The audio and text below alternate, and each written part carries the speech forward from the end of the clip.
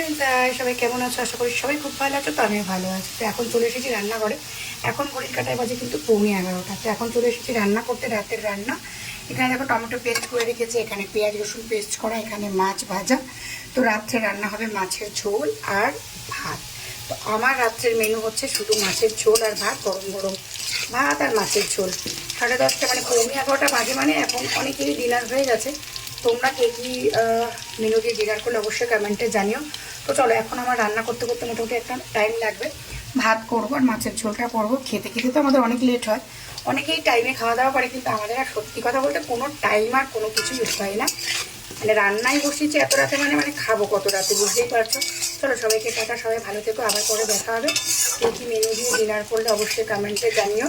চলো, আমার মেনু হচ্ছে মাছের ঝোল আর ভাত।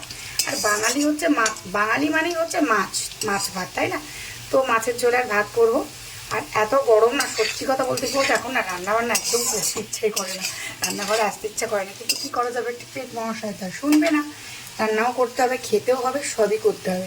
চলো, সবাইকে টাটা, সবাই ভালো থেকো, দেখা হবে আবার পরে। চলো, টাটা। আর রান্না বান্না পুরো কমপ্লিট। মাছের ঝোল বসিয়েছিলাম 11:15 রান্না, আর এখন বাজে ঘড়ির কাঁটায় এই দেখো। তো দেখতে পাচ্ছ তো, রান্না বান্না কমপ্লিট। মাছের ঝোল, ভাত। তো মাছে ভাতে মানে বাঙালি মানে মাছে ভাতে। মাছ ভাত খেয়ে খেয়ে না বড় রাঁধুনি হয়ে উঠেছে আমি, জানো তো, বিরাট বড় রাঁধুনি। তো যাই হোক, চলো, সবাইকে টাটা, সবাই ভালো থেকো। একটু মজা করলাম, হাতুড়ি মার্কা ডক্টর যেরকম হয় না, আমি হচ্ছি হাতুড়ি মার্কা রাঁধুনি।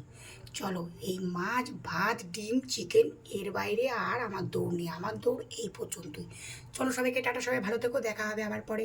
টাটা। কালারটা কেমন হচ্ছে কমেন্টে কিন্তু জানাবে, কেমন? চলো, টাটা।